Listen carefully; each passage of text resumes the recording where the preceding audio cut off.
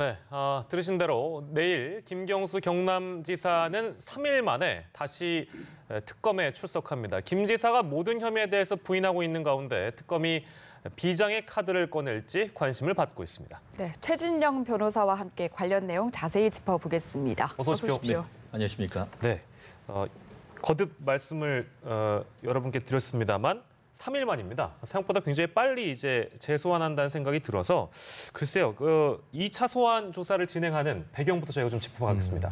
한마디로 숙제 다 못했다. 네.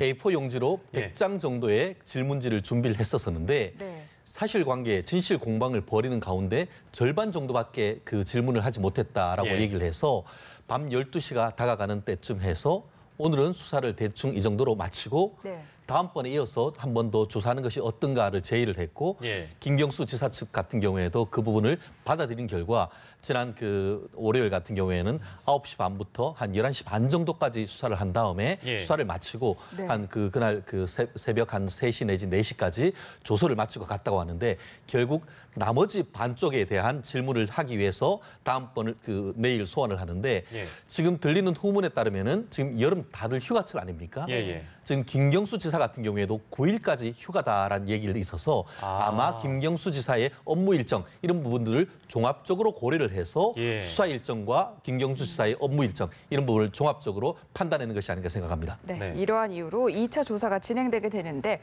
1차 조사와 2차 조사는 어떤 점이 다를지 특검이 비장의 카드를 꺼낼지 관심이거든요. 이 부분에 있어서 그 월요일 날 그 조사를 하고 있을 때 일부 언론 같은 경우에는 특검 측의 그 말을 들어서 깜짝 놀랄 만한 증거가 있을 것이다. 기억에 나지 않는다라고 했는데 그러면은 기억나도록 해줄 것이다라고 해서 이른바 스모킹 건이 있을 것인가 했었는데 예. 의외로 그 김경수 지사가 새벽에 조사를 마치고 나오면서 결정적인 증거가 있었느냐라는 질문에 나는 결정적인 증거가 있었다고 생각하지는 않는다.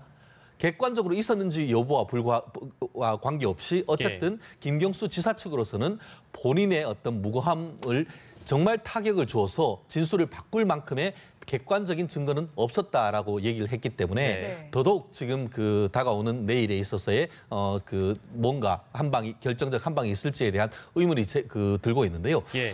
적어도 현재까지 나와 있는 어떤 그 전체적인 여론의 흐름이라든가 언론 보도를 봤을 때는 아직까지는 예컨대 CCTV를 비롯해서 2016년 11월 이 산채라고 할 수 있는 예. 이 그 파주에서 이 킹크랩 시연을 할 때에 있는 모습, 예. 그것을 들은 모습을 있는 객관적인 CCTV라든가 네. 동영상 자료가 아직까지 확보하지 못했는 것이 아닌가 하는 그런 의문은 들고 있습니다. 네. 하지만 그럼에도 불구하고 굉장히 지금 특검 같은 경우에는 그 관련되는 사람들한테 대한 추가적인 그 구속영장 그리고 지금 같은 경우 오늘 좀 전 보도를 보면은 현직 청와대에 있는 비서관들에 대한 소환까지도 그 고려해 두고 있다라고 해서 강공 드라이브를 건 것을 보면은 예. 뭔가 믿는 구석이 없지 않은가 하는 그런 어떤 그 세간의 의혹도 분명히 있는 것 같습니다. 그러니까 쉽게 생각하기에는 그런 어떤 음성 녹취 파일이라든지 이런 것들이 등장한다면 스모킹 건이라고 우리가 생각할 수 있는 부분이긴 한데 지금 이 상황에서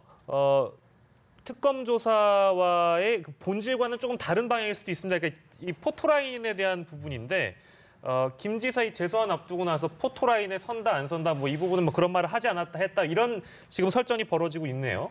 그만큼 지난 월요일 9시 반에 그 출석할 때 김경수 지사의 모습이 국민들의 눈에 예. 지지하는 측 같은 경우에는 굉장히 당당한 모습으로 예. 보여서 네. 보이는 반면에 또 비판적으로 보이는 사람은 어떻게 그 무리를 이렇게 논란이 돼서 피의자로 하는 사람이 마치 레드카펫에 해서 배우처럼 손을 예. 흔들면서 들어가느냐 굉장히 비판이 있었지 않습니까? 네네. 그와 같은 비판을 의식한 것 같은데 이와 같은 논란의 기본은 다음번에 부를 때는 내부적으로 가급적 언론에 노출되지 않도록 하기를 바란다라는 취지로 그걸 부탁을 했다는 취지로 특검 측에서 얘기를 하니까 예. 이 그 말씀하신 것처럼 그 김경수 지사 측 변호인 같은 경우에는 네. 우리는 그런 요청한 적 없다. 네. 다만 비공개로 소환 요청에 대해서는 타질해 본 적은 있다. 이 정도로 해서 지금 예. 어느 정도 정리가 되는데 어쨌든 간에 본인이 무고한 것을 밝히기 위한 정치인의 제스처라고도 볼 수 있겠지만 예.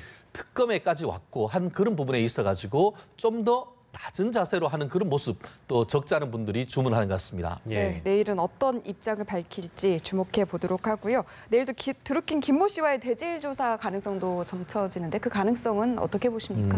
그럴 가능성 점점 높아지는 것 같습니다. 예. 보통은 그 현직 지사라든가 정치인들과 일반인과의 대질 같은 경우에는 그 사람의 어떤 사회적 신분이나 지위나 이런 것들을 해서 가급적 안 하려고 합니다. 그런데 이번 같은 경우에는 김경수 지사 측에서 뭐 특검보다 더한 것도 받겠다. 예. 정치 특검이 아니고 진실 특검이 해달라라고 하면서 예. 적극적으로 지금 내가 그 드루킹과의 대질을 거부할 이유가 없다라고 했습니다. 그렇다고 하면은 결국 서로 진실 공방을 함에 있어서 누구의 말이 맞는지를 확인하는 취지에서 내일 같은 경우에는 드루킹과 이 그 대질 조사할 가능성도 배제할 수는 없는데요. 예. 다만 그 드루킹 같은 경우에는 지난 월요일 같은 경우에는 그 얘기가 있었습니다만 공교롭게도 드루킹이 본인과 관련된 개인사와 관련된 형사 사건으로 그날 월요일 오후 2시에 재판이 있는 그런 상황이다 보니까 예. 재판도 받고 여기도 나와야 되는 네. 그런 동선상의 문제가 있었는 반면에 내일 같은 경우에 그런 문제가 없는 것으로 알고 네. 있습니다. 그래서 네. 특검의 수사 상황에 따라서 물론 뭐 오전이 될지 오후가 될지 아니면 늦은 시간이 될지 모르겠습니다만 경우에 따라서는 드루킹과 이 김경수 지사의 첫 어떤 공식적 대면 가능할 수도 있지 않을까 싶습니다. 보통 대질 신문이라는 것이 어떤 효과가 있습니까? 대질 신문은 한마디로 진실 공방을 했을 때에 결국 사람을 얼굴을 봤을 때에 네. 흔들리는 그런 모습.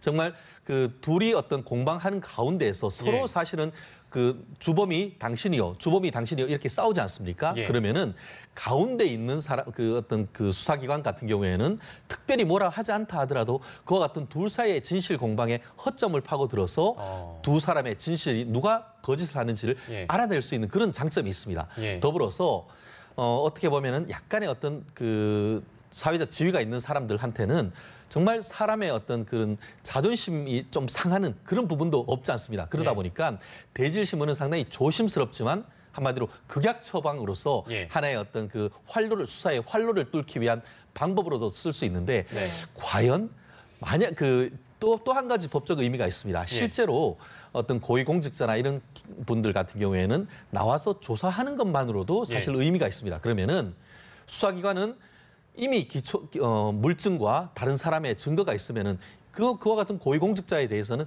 질문해서 답을 받는 정도로만 하고 예. 재판에 넘겨서 그 실체적 진실을 밝히려고 하는데 네. 지금 굳이 대질을 한다고 하는 것은 네. 어떻게 보면 약간 그 객관적인 물증이 부족하다라는 것을 약간의 그런 실무적 뉘앙스도 없지 않기 때문에 예. 그런 점까지 고려를 했을 때 과연 특검이 약간 무리해서라도 대질을 할지에 대해서는 예. 아직까지 단정하기는 어려운 그런 상황이 아닌가 봅니다. 네. 일단 내일까지 조사를 진행한 이후에 김 지사에 대한 신병 처리 방침을 신중하게 결정할 것으로 보이는데 지금으로서는 어떻게 결정할 것으로 예상을 하십니까? 일반적으로 이렇게 고위직에 있는 사람을 불러서 조사를 해놓고 영장을 청구하지 않는 것이 예외다. 이렇게 볼 수가 있겠죠. 한마디로 1차 조사를 하고 2차 조사까지 한다는 것은 사실상 구속영장을 청구하기 위한 수순이다 보는 것이 저뿐만 아니고 법조계의 일반적인 견해인 것 같습니다. 예. 다만 영장을 청구하는 것과 법원에서 발부하는 건 별개 아니겠습니까? 네. 특검으로서는 본인들의 사명으로서 지금 하는 것이고 드루킹보다 오히려 수사하는 과정에서 이 사건의 오히려 주된 몸통과 주범은 김경수 지사다 이렇게 포커스를 두고 있지 않습니까? 예. 왜냐하면은 단순한 댓글을 넘어서 자기의 선거와 관련돼서 자리를 제공했는 공직선거법 위반까지 있다라고 얘기를 하고 있기 때문에 드루킹이 구속됐다라고 하면은 당연히 검찰 내지 특검으로서는 김경수 지사한테도 영장을 청구하지 않을 수 없는 형평성 차원에서 그럴 수밖에 없는 입장인데 예. 결국 그와 같은 영장이 청구될지 그리고 발부될지 여부는 내일 조사 결과가 김경수 지사의 어떤 앞으로의 정치적 진로와 사법 처리에 아주 결정적인 하루가 되지 않을까 생각을 합니다. 네, 일찍이 특검팀의 경우에는 김 지사에 대한 신병 방해에 대해서 그 영장 청구와 관련돼서 신중한 태도를 보였는데 말씀해 주신 대로 내일 조사 이후에 특검이 어떤 입장을 발표하는지 저희가 좀 지켜봐야 되겠습니다. 다른 내용을 저희가 좀 준비해봤는데요. 이 내용도 좀 살펴보죠. SPC 그룹 다들 아시는 유명한 이제 그룹인데 3세 경영인입니다. 이 허이수 부사장이라는 분이 액상 대마를 밀수해서 흡연한 혐의로 검찰에 구속이 됐네요. 이 내용을 저희가 좀 정리하고 가겠습니다. 저 깜짝 놀랐습니다. 예. 지금 뭐 그 아파트 앞에 있는 거의 다 있는 빵집이라든가 네네네. 최근에 미국에서 유명한 그 뉴욕에서 들어왔는 햄버거 집이라든가 이런 예. 것들을 들어와서 네. 사실 40대 초중반의 나이로 상당히 큰 그룹의 부사장까지 승진하는 네. 입지적 인물이다 이렇게 얘기를 할 수가 있는데 예. 어제 깜짝 놀랐습니다. 회사에서 무슨 해명 자료를 냈다라고 하는데 네. 찾아봤더니만 해외에서 액상으로 된 대마를 밀수해서 그것을 흡입했다는 혐의로 긴급 체포 구속됐다라는 혐의가 있었는데요. 예. 회사 같은 경우에는 경영자 위험, 그 오너 리스크가 있어서 바로 직무에서 배제하고 앞으로도 영구히 경영에서 퇴출하겠다라고 했었는데 예. 사회 지도층의 인사에까지도 이런 마약류의 손이 뻗쳐졌다는 점에서 국민의 굉장히 놀라움을 사는 사건이었던 것 같습니다. 네, 뭐 회사 차원에서는 업무에서 배제시키는 그런 조치를 했다면 그렇다면 형량이라든지 처벌 수위는 어떻게 예상해 볼 수 있을까요? 이 부분이 단순한 소지 흡입 같은 경우에는 실제로 뭐 마약류 관리법상의 5년 이하의 징역, 5천만 원 이하의 벌금에 불과해서 경우에 따라서는 초범이고 예. 투여된 양이 적으면은 집행유예도 가능합니다. 그런데 문제는 이번에는 대마를 밀수입을 했어요. 대마 밀수입 같은 경우에는 경우에 예. 따라서 이게 그 마약류 관리법 58조에 보면은 무기 또는 5년 이상의 유기징역으로 예. 5년 이상의 유기징역 되면은 집행유예 자체가 될 수가 없습니다. 네. 예. 아마 그런 점까지 고려해서 이 회사에서는 아예 직무에서 경영에서 배제했던 것이 아닌가 하는 것을 미뤄 짐작할 수 있는데 예. 물론 실체적 아직까지는 의혹인 것이고 해외에서 어떤 식으로 가지고 왔는지 아니면 그 국내에서 단순히 이것을 만들었는지를 좀 수사를 해봐야겠습니다만 예. 만약에 다량의 이 액상 그 대마를 해외에서 밀수해서 이런 식으로 이제 그 흡입까지 했다라고 하면은 예. 사실 실형이 불가피할 가능성도 있지 않을까 봅니다. 집행유예가 어렵기 때문에 네네. 밀수에 대한 혐의가 아주 중하게 처벌된다. 여기까지 저희가 정리하고 마지막 내용인데요.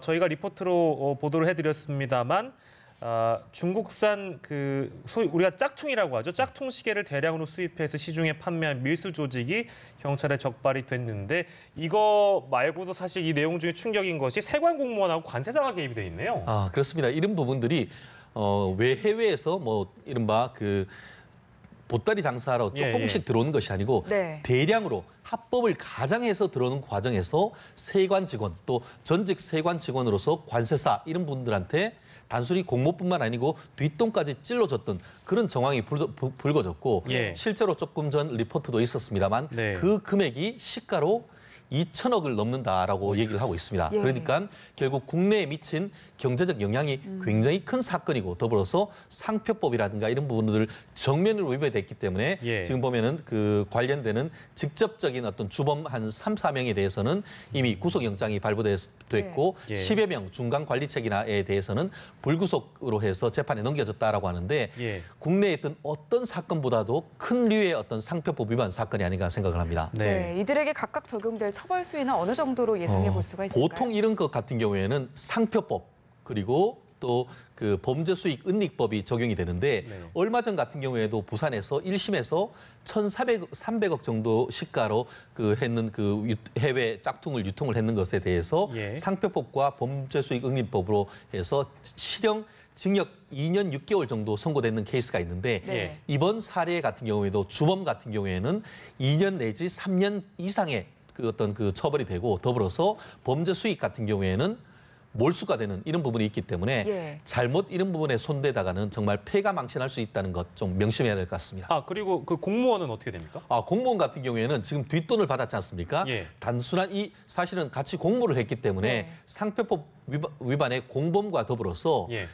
본인이 공무원으로서 직무와 관련돼서 돈을 받았기 때문에 이 부분은 뇌물죄가 성립됩니다. 뇌물죄 같은 경우에는 벌금 자체가 없습니다. 예. 결국 뇌물에 따라서 아마 실형이 선고될 것이고 그로 인해서 공직으로서는 파면되기 때문에 예. 앞으로 이제 본인이 있었던 뭐 퇴직금이나 이런 부분도 사실은 챙기지 못하게 됐다고 보면은 되지 않을까 싶습니다. 네, 짝퉁 사건까지 저희가 다뤄봤습니다. 오늘 세 가지 주제를 놓고 최진영 변호사와 이 내용 살펴봤습니다. 고맙습니다. 잘 들었습니다.